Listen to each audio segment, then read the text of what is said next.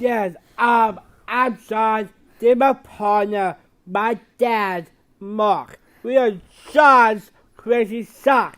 And what's our mission? Spread happiness. All right, so we're going to be talking about creating an engaged workplace by having a purpose-driven business.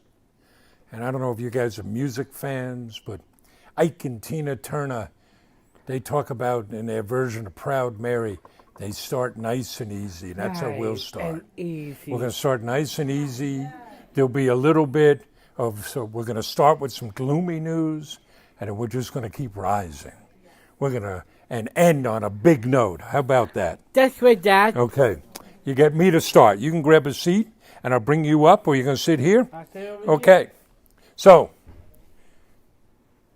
and now we just lost the slides. What did we do, Mark? Ah, there we are. Okay, so where are we at today? You guys are HR professionals. You've heard of the big quit, right? We had 4 million Americans quitting their jobs each month. And I have now read it's over. It's not happening anymore. Only 3.8 million people have quit their jobs each month. How many of you have seen that in your workplace? Of people leaving, higher turnover than you've had in the past? It's not a monolithic event. People are leaving or avoiding certain jobs for different reasons. Some, they're saying, I'm not taking your lousy pay anymore.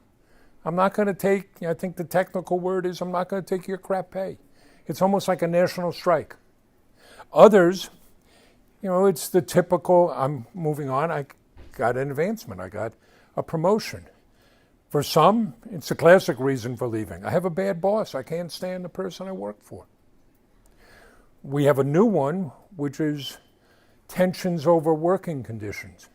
How many people here are fully in the office? How many people are fully remote? How many people are hybrid, right? And there's tension over that, right? Increasingly, firms are saying, we want you back in the office, and employees are saying, yeah, but I like working at home and not having that commute. And some of it's over company culture. And I think a lot of this happened during COVID. I'm working 40 hours a week. What am I doing? Kind of, what's it all about, Alfie? What's the purpose in all this? And I want something more out of employment. I want something more out of that place where I go. The flip side of the big quit, we have a growing labor shortage. How many people have trouble hiring employees or recruiting employees? And it's going to get worse. Right? We don't have enough people to fill all the jobs we have. We hear this all the time. Right? I hear all the time from people, I can't find enough good workers. Applicants have more choices, and now, you go on something like Indeed or ZipRecruiter, and I'll just apply for 100 jobs, and there's no match or something. But a large portion of that, again, are people that are looking for something more than just a paycheck. If I'm going to show up 40 hours a week, I want something out of it. And we have to offer that to them. And what we're suggesting is we can offer a purpose-driven business. A business that is about more than producing the widgets we make, which is about more than simply hitting the bottom line. And when we offer a purpose-driven business, we wind up with engaged employees. And here's the promise I want to offer you. What do you wind up with? You'll attract more candidates. People will want to come and work for you. Morale will be higher. Productivity goes up. There's plenty of evidence that happy employees are more productive employees, and your retention will go up. So how do we do this? How do we create this more engaged workforce in a purpose-driven business? Well, I'm going to share some things from our business, John's Crazy Socks, and so you get a feel of what I'm talking about, I'm going to show you a little video. We're here to entertain you. So you get a sense of this. My name is John. This is my partner, my dad, Mark. We are John Creates Socks. And what's our mission? I want to make this pretty avenue. How many different socks do we have? We have over 3,000 different kinds of socks. You know what that means? John here is the owner of the world's largest sock store. That's right. And we have built our organization on 5 pillars. 1, give it and hope. 2, give it back. 3, fun products you can love. 4, make it personal. And 5, make this a great place to work. Are you spreading happiness? Yeah. A place where people are valued and respected and can do their best work. Making it personal, what goes in every package? I'm thinking it for me and candy. And every packing slip has a picture and the name of the person who packed that order. Fun products you can love, we have to be a great e-commerce business. What we've created brings the power of business and social mission together. Pretty good. I feel awesome. Giving back is baked into everything we do. We started by pledging 5% of our earnings to the Special Olympics. John here has now donated over $450,000 to our charity partners and over $100,000 to the Special Olympics. I should get started. You're just getting started, man. Are you being a wise one? Yeah. The most important pillar to our business is inspiration. And hope. We want to show the world what people with different abilities can do. More than half our colleagues have a different ability. Because we focus on what people can do, not what they can't do. We are not blinded by somebody's limitations. We are awed by their possibilities. Every day, I am always excited to work here. What I like working is just being able to help others and being a team player. I feel understood here. Like I can relate to these people because of all the disabilities that I have. It's not altruism. It's good business. They are ready, willing, and able to work. I did work so hard. It's incredible. We've been so fortunate in what we've been able to do with this business. And it's given us a platform. That creates an obligation for us that we have to go and speak for others who may not be able to speak for themselves. I want you to know what people like me can do. Give it a chance. Good job. Because at the end of the day, we're a couple of knuckleheads selling socks, right? Yeah, we are. But all we want to do is change the world. Absolutely.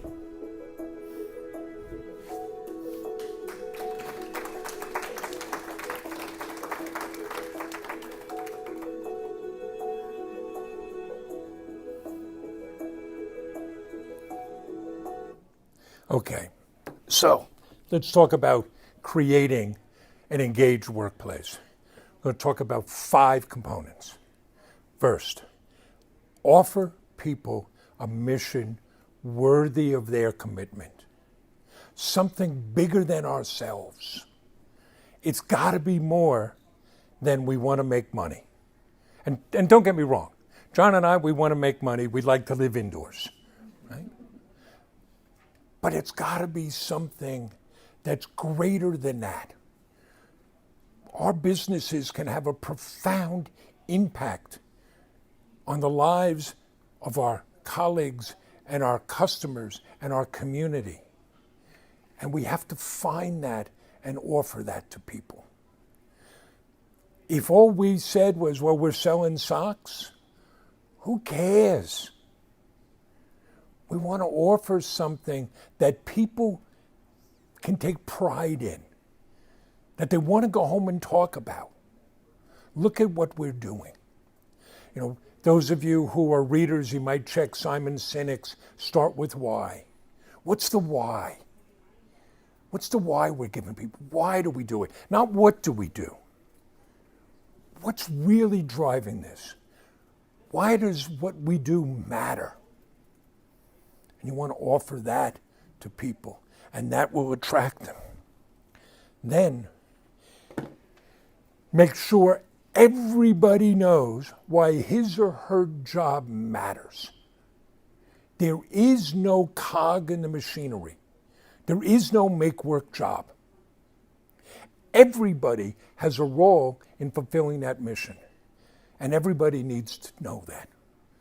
Right? I've listened to friends and other business people. Oh, come on, Mark, that's a bunch of malarkey. How could every job really matter? Why are they on your payroll if the job doesn't matter?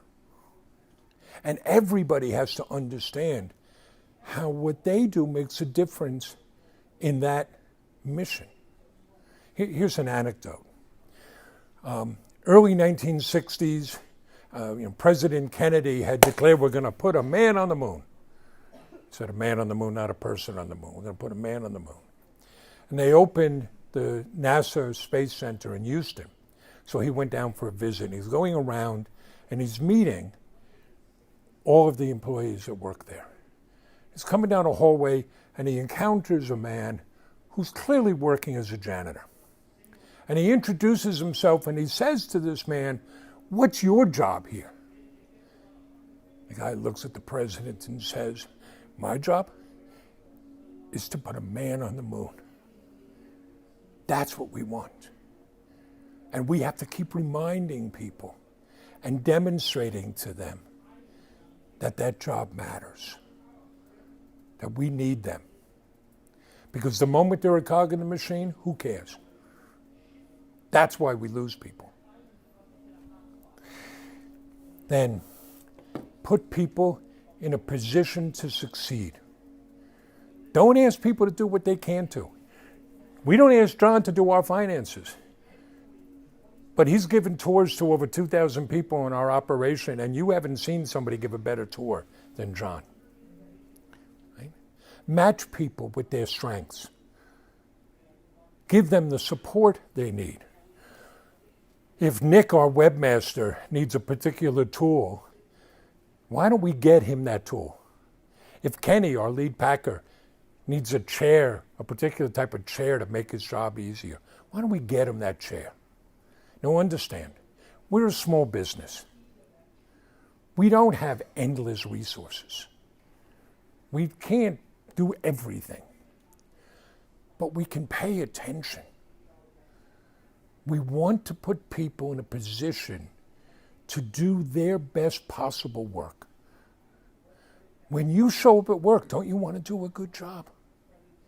Don't you want to feel good about what you do? So let's let our colleagues do that. They want to succeed. Let's build them up. Light the fire under them. We don't have to beat people over the head. We have to support them. 4, say thank you. Acknowledge what people do. If you're working on a project, doesn't it feel good when somebody comes to you and says, "Hey, I saw you do that"? If you organize an event, doesn't it feel good if somebody comes and says, "Hey, that was pretty good"? If you've got a new onboarding process, "Hey, I really like that." We all like to hear that. You're going to meet 2 of our sock wranglers later, we'll explain. I'm always coming to them and saying, "Thank you, guys. You make it possible to do what we do." It's just recognizing that. It doesn't take much. You can do it through HR, but get the boss. Get her out of her office and tell her, walk around and just go and say, "Thank you." Because without you, this business is dead. We need you. And the last thing, stay the hell out of the way. Let people do their job. I bet you do a great job. You don't need somebody to micromanage you or tell you how to do your job. Right? What we need are servant leaders who come to you and say, "What can I do to help you do your job?" What can I do to put you in that position to succeed? When we do these things,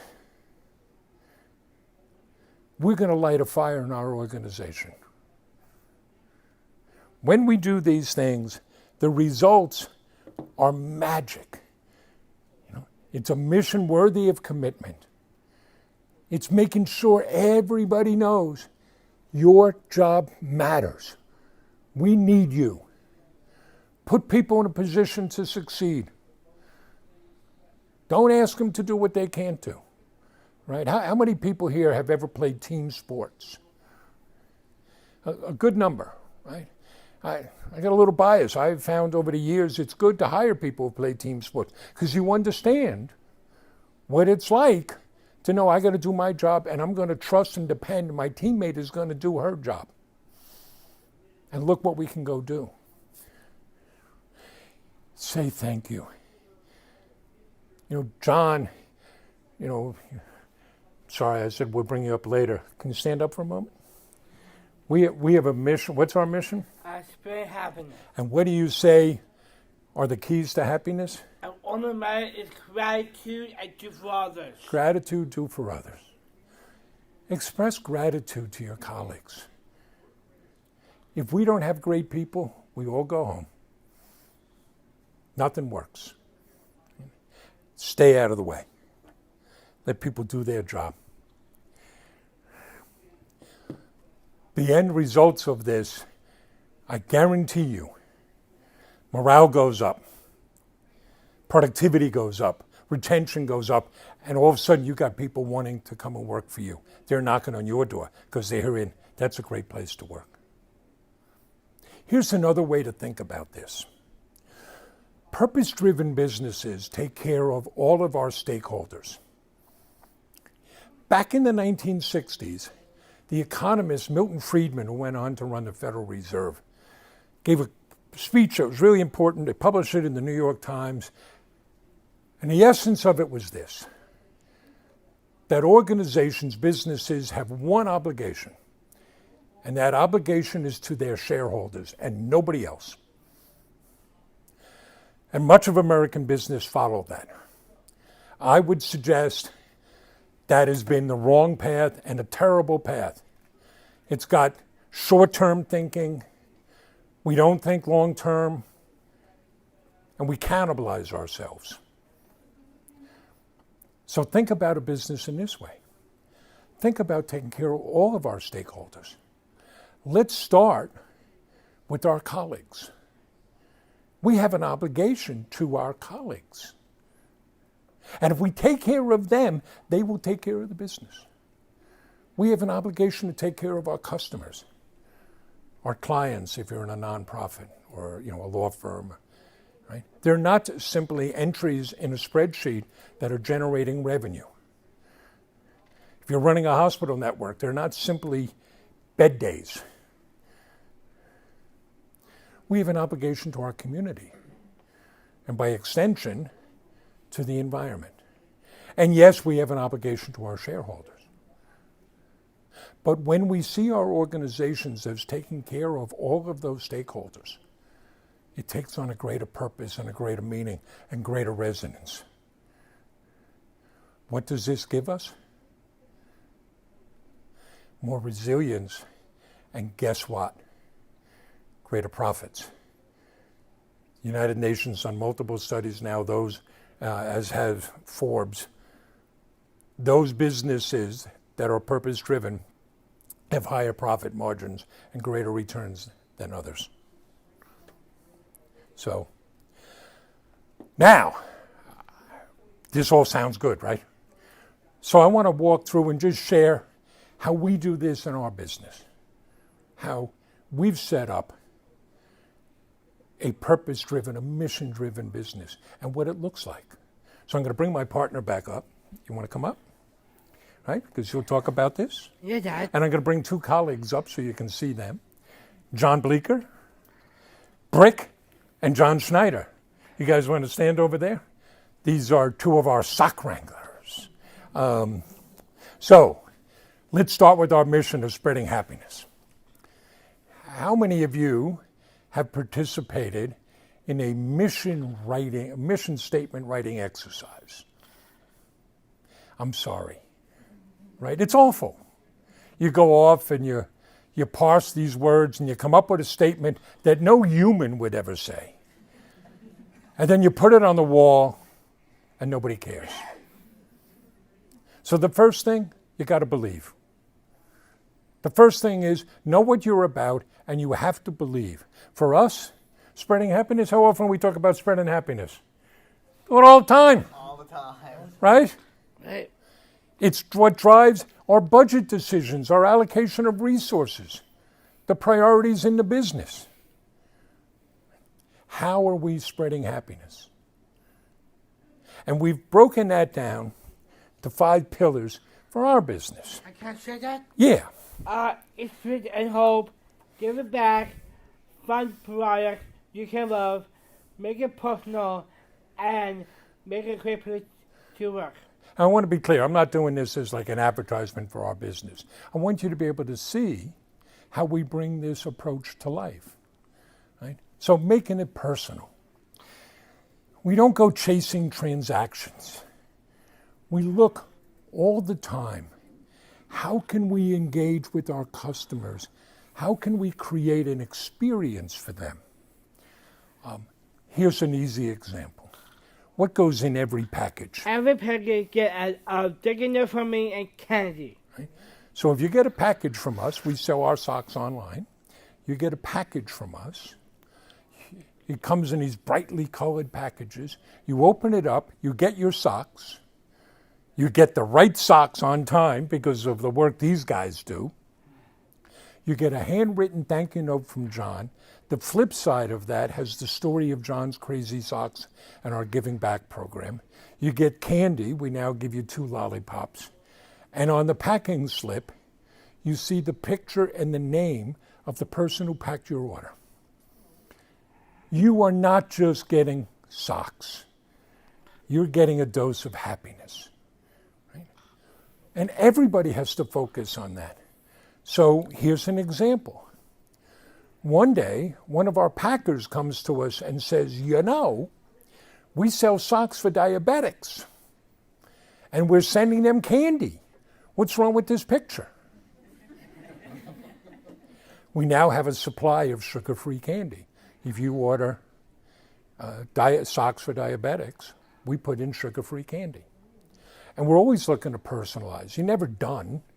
So how many of you know about segmenting email?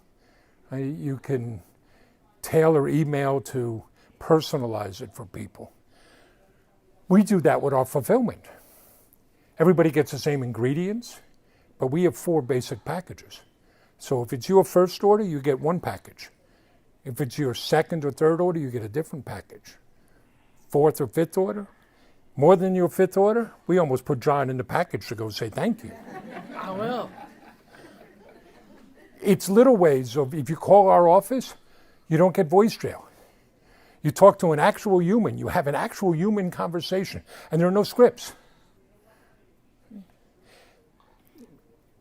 You have to know what you're committed to, and then you're always looking to make that happen. You're never done. And you got to talk about this all the time. Fun products you can love. This cuts for us 2 ways. And think about it in examples in your business. 1, what products are we going to sell? Pretty easy standard, right? Right. It's got to be fun. It's got to spread happiness. And I'll be behind it. John has to approve. Right. You got to know who you are. You got to know what you sell. So here's an example. Somebody at one point had ordered some socks. Don't get upset with me. And they said on the side, "Yo, bitch." Now we know those socks sell. We've seen them sell elsewhere. We can't sell those socks. We can't put those out under John's name. So one part is you got to know who you are and what customers you work with. If you're an accounting firm, you can't take all customers. You're not a good fit for all customers. Know which ones are right for you. Right? Here's something I've done as I've led consulting firms and advised some law firms. Have a day where you fire clients. It's liberating, right? People, you're scared. Oh, what about the revenue? We can't lose the revenue. Oh, Lord. Get rid of the clients that are a pain in the ass. You're not a good fit. They should go someplace else. It'll free you up. But the other part of fun products you can love, you got to have the goods. So we have a great story, right? A young man with Down syndrome can't find work, decides, I'll make my own work. You tell your dad, let's go into business, create, we'll sell crazy socks, and now we're the world's largest sock store. That's a great story. But we got to have the goods. We got to have a great website. We got to have great service. When do we do our shipping? What do we tell people? Same-day shipping. Same-day shipping. We do better shipping than Amazon. And Jeff Bezos over at Amazon? I never put a thank-you note in candy. Yeah, I do. He's not putting a thank-you note in candy in those Amazon packages. Right? You got to have great products. We have over 30,000 five-star reviews. If you're familiar with the Net Promoter Score, we have a 94 NPS. It's off the charts. Right? You have to deliver to people what you're going to promise them. And that's part of our spreading happiness. And then there's giving back. We don't believe it's enough to just sell stuff. You got to give back. You got to connect. So we started by pledging 5% of our earnings to the Special Olympics. And why the Special Olympics? I am a Special Olympic athlete. Right? What sports? Basketball, track and field, soccer, and snowshoe. And you guys are Special Olympic athletes too, right? Yeah. Brick, what sports do you play? I am a Special Olympics basketball, huh? And Big John? And I played Bashi, and also there was floor hockey, and now I'm playing a new sport called floorball. Floorball, but it's kind of like floor hockey, right? So we'll tell you, if there was no Special Olympics, there's no John's Crazy Socks. So we pledge 5% of our earnings to the Special Olympics. But we've gone on to create products that celebrate causes and raise money for those causes. So what were the first awareness socks we created? Down from awareness socks. And just a little anecdote on how you do this, or how we did this. It's we opened in December of 2016, just the two of us. It's now January, and we're finding out, January of 2017, we're finding out nobody buys anything in January because they spent all their money at the holidays. And at that point, we were only selling socks that other people made. That's when we discover that people celebrate World Down Syndrome Day by wearing crazy socks. You would have thought we knew in advance, but we're not that smart. And when's World Down Syndrome Day? March 21st. March 21st. So we go looking for a Down syndrome sock we could sell, a Down syndrome themed sock. Nobody made one. What'd you say? I want to make one. I want to create one. So John designed the world's first Down syndrome awareness sock. And I think you're wearing it today, right, John? Yes, There we go. wear And then we called up the National Down Syndrome Society and said, hey, we're going to sell these socks and we want to donate money to you from every pair we sell. And they said, who are you? We've now do a lot of work with them. In fact, John's on the board. And we also work with ACDS, a Long Island-based group.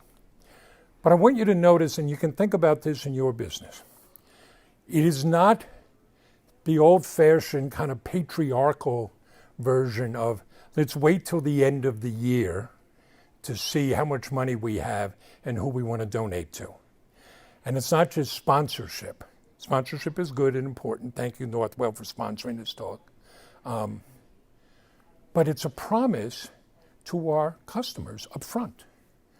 When you buy this, we are contributing 10% of that sale to this cause. So that becomes part of the customer experience. Right? And it matches with our mission, because we mainly work with groups that work with people with differing abilities. We also sponsor an Autism Can Do scholarship. Right? That makes everybody who works with us a philanthropist. And it makes our customers philanthropists. It's part of the experience in that purpose-driven business. And then, the most important pillar, Expression and hope. inspiration and hope. We want to show the world what people with differing abilities can do. So we start with John. You have Down syndrome. Yes, I am. What do you say about that? I have Down syndrome. Down syndrome never comes back. It does not. And we don't put John in the back. Nope. You're right up front. Yes, I am. You're the face of the business. Yes, I am. Then we've been able to create 34 jobs. You're holding a sign up saying, okay, we've been able to create 34 jobs. 22 of those are held by people with differing abilities. And let's be really clear about this. We're not a charity. We don't give out jobs. If you get to know John and me, you'll find out John is a very nice guy. Yes, I am. I am not. If you're going to work with us, you have to produce. So we run our own pick and pack warehouse through our own fulfillment.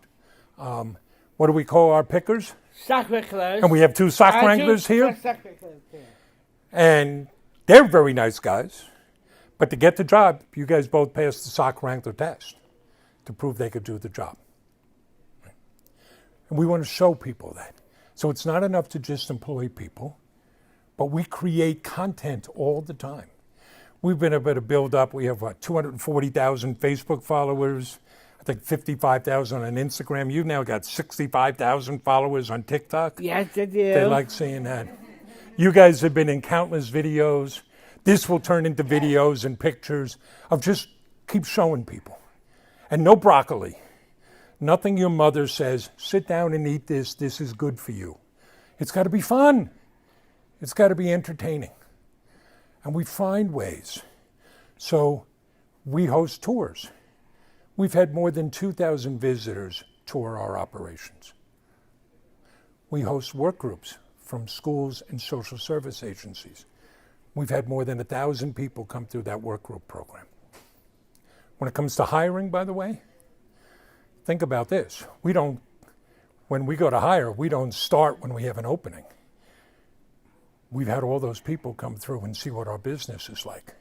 We work with these schools and social service agencies. So when we have an opening, we have a ready line of people that want to work there because they see what it's like. We're in a position where people will listen to us, so that creates an obligation for us to speak up. Right? So we do a lot of speaking engagements. We're grateful to be able to speak here at the Long Island SHRM conference. We're SHRM members. We've spoken at this conference before. Last month we spoke at the Arizona State Conference. We've been at the New York State Conference. We've spoken at the Inclusion Conference in Austin. All to show, look what's possible. And we tend to speak to 2 groups, 2 types of groups. One group are employers and policymakers. And we'll speak a lot mainly of encouraging them to hire people with differing abilities, demonstrating that it's good business. We make the business argument. But we also speak to a lot of groups with self-advocates and parents and families and their supporters, offering encouragement and inspiration of showing, look, we need you. There are jobs out there. The world, it's a better world that awaits. And we do advocacy work. People will listen to us, and that puts an obligation on our shoulders to speak up. So we've testified twice before Congress. I do have to add that we weren't subpoenaed. We've spoken twice at the United Nations now. In fact, on Monday, Congressman Lalata is going to come visit our office. People like the story, they like meeting John, but then it gives us entryway. So I'll give you an example. We were down in D.C., we were on Capitol Hill one day, and we got a call in the office from a customer in Houston who said, you know, my mother works on Capitol Hill, and she's a big fan of John's, and she'd like to meet John. Do you think that's possible? And our colleague said, sure, here's Mark's cell number, have Mom text her contact information. Who was Mom? Nancy Pelosi. Nancy Pelosi. So we now go have a meeting with Nancy Pelosi. We're in a bad way in this country. Too often now, we don't just disagree. We're going to vilify you if we disagree. And when we do that, we lose the sense of humanity of people. So I don't care where you are politically.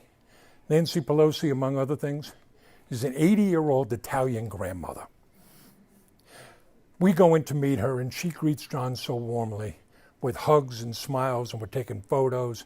And she takes out pictures of socks that she gave former President Bush, George H.W. Bush, because John had somewhat famously become sock buddies with the former president, right? Yeah, you guys used to write letters to each other and exchange socks. And all this is warm and wonderful.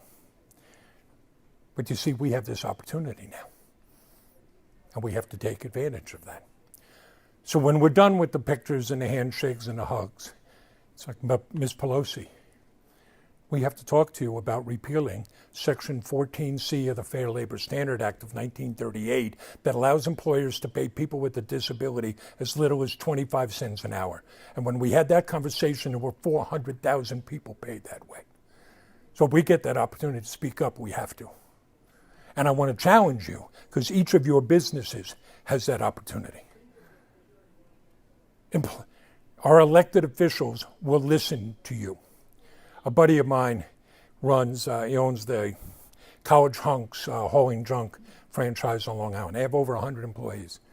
I'm talking to him about it. He says, yeah, I don't know about that. I'm saying, Ted, you call somebody up and say you have 100 employees, they will come down and they will listen. And that creates an opportunity for us to have an impact, to carry out that mission that matters to our business. Because our businesses can make a difference in this world. We can do more than just make some money and pay some salaries. We can have an impact and change the world. And that's pretty cool. That's pretty cool. So you roll all this together and you have John's crazy socks. And I share this with you so you can see how our little business is able to be a purpose-driven business. And there is nothing I describe to you that is rocket science. We truly are a couple of knuckleheads selling socks. Yeah, we are. We're a small business, and if we can do this, think about what your business can do. Think about the impact you can have, and think about how that will change the world for the lives of the people in your business and that your business touches. And one of the things we've been able to do is create a unified workplace. I know this is not the topic here, but I want to include this, where we have people with differing abilities working side by side, neurotypicals, if you will. We spoke earlier about that growing labor shortage. Well, here's some numbers for you. 27% of the U.S. population has some form of disability. And yet only 1 in 5 people with a disability are employed. As we stand here today, right now, there are over 20 million Americans with a disability who are ready, willing, and able to work and cannot find work because they're excluded.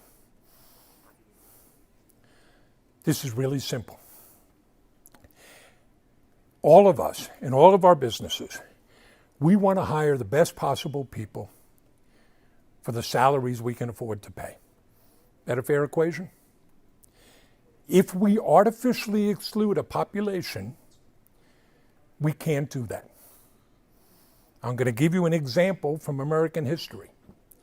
1947, The then Brooklyn Dodgers broke the color barrier when they signed Jackie Robinson.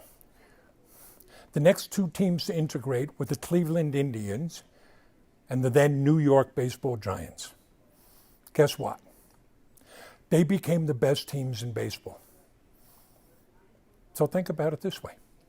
They were businesses that said we are no longer going to artificially exclude somebody just because of the color of his skin. We're going to hire the best possible people. That was good business. Oh, it was morally the right thing to do. It was the right thing to do. All that's true. But it was good business. That's the same thing about hiring people with different abilities. It will lift up your business. And you can say, oh, Mark, it's nice, you have a nice little story, but what about a serious business, a bigger business? Okay, that's fair. You may have heard of this small software company out of Redmond, Washington, called Microsoft.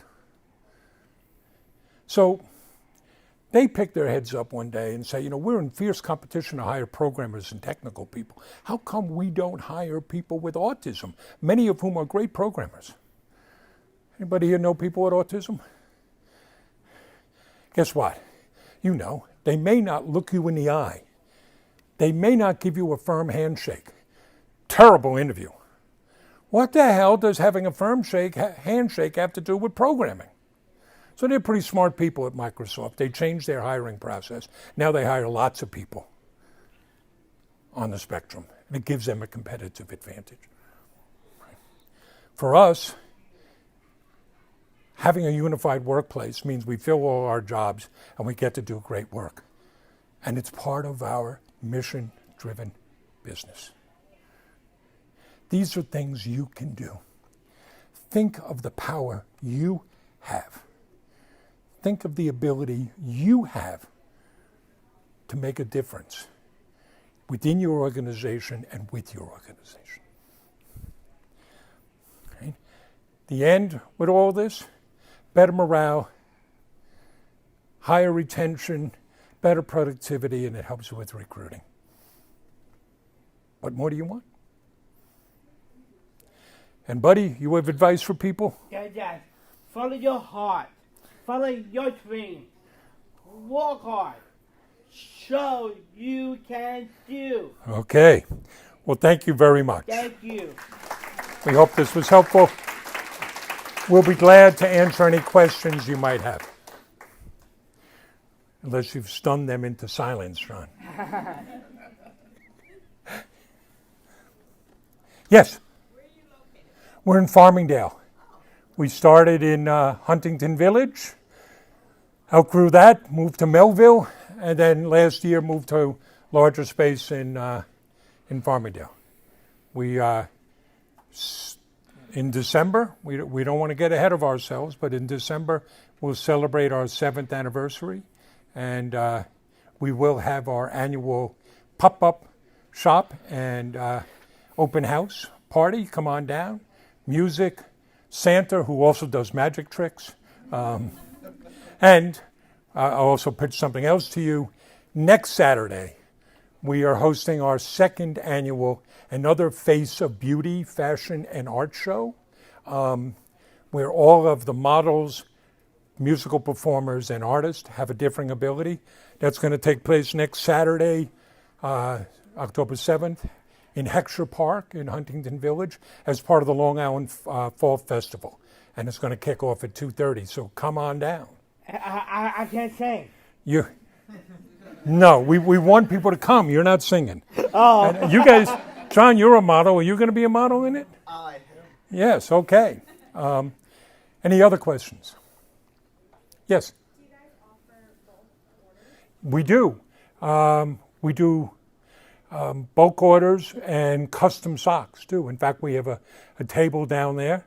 The mama bear is taking care of that, right? Yeah, I'm my mom. So, I mean, listen, I'm not meaning this to be a sales thing, but yes, we've done custom socks for Microsoft, for IBM, for EY, but we do them for law offices, accountant firms. There's an HVAC firm. We made a hot and a cold sock and put them in a package that we send out to every new customer they get. Their business is booming, so they keep reordering.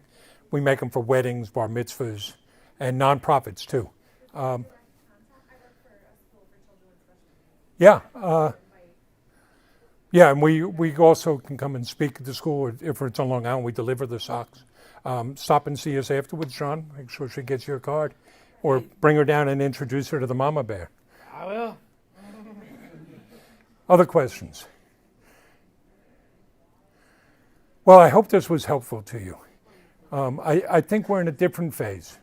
We're in a place where I think we got to ask more of our businesses and our organizations. I think we've got to ask hard questions. What are you doing? Consumers are starting to do that, right? I mean, if you sell the cheapest product, you will always have a customer. But increasingly, customers are saying, wait a second, before I give you my money, who are you? How do you treat your employees? How do you treat the community? How do you treat the environment? And if you have a mission-driven business, and we call our model a social enterprise, if you have that social enterprise, you can answer those questions. Right? And it's a tough question. You know, don't tell me what you do. Tell me why you do it. And when you know that, when we get knocked ass over heels, as we will, because, right, it's not a question of when will things go wrong, only when, I mean, if they'll go wrong, only when. Right? I mean, who planned on a pandemic? But when that happens, if you know what you're about, if you know your purpose, that is your North Star. And if you know your values, that will keep you going. That will keep you focused and alive. And people will take care of you. Right? Right. Okay, well, thank you very much. Thank you.